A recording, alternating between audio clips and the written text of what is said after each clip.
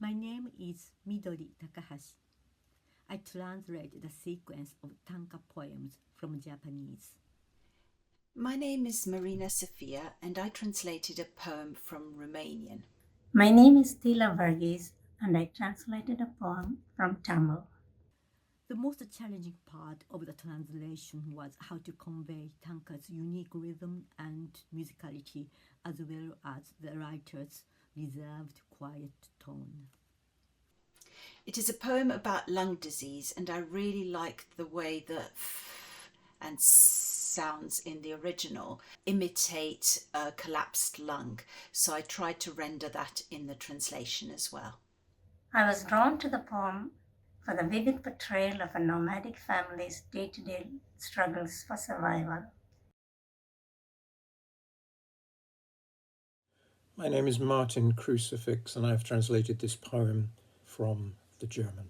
My name is Rhiannon Lawrence, and I translated a poem extract from Acadian French.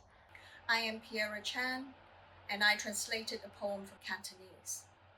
Technically, the poem is just one sentence, so it's impossible to tell whether what is observed are contemporaneous or from quite different eras. I wanted to translate this poem because I feel it is meant to be read aloud in the oral tradition of epic poetry. So in my translation, I've tried to retain the shape of the original, as well as its musicality, colour, playfulness, and at times breathless pace. I really like this poem because the speaker talks about going out for a walk to take their mind off things, and the lines mimic the rhythm of that walking and do it so well that the reader actually feels soothed through the sheer act of reading.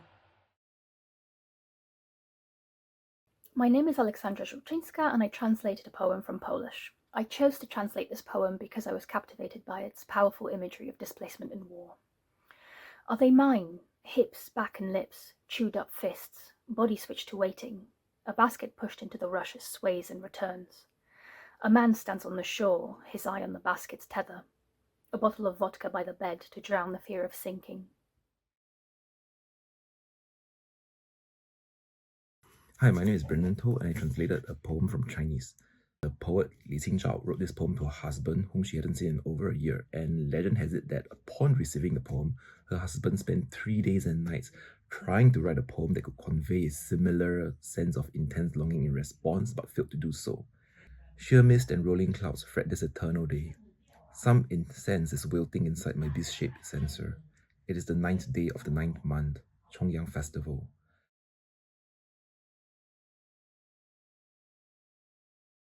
My name is Ellen Corbett, and I translated a poem from Irish. It was quite difficult. It's quite a sensitive topic, but I was able to use my own experiences and my own skills as a translator and as a researcher to help me, and I really, really enjoyed the translation process. Exam by Líseach na Cistile.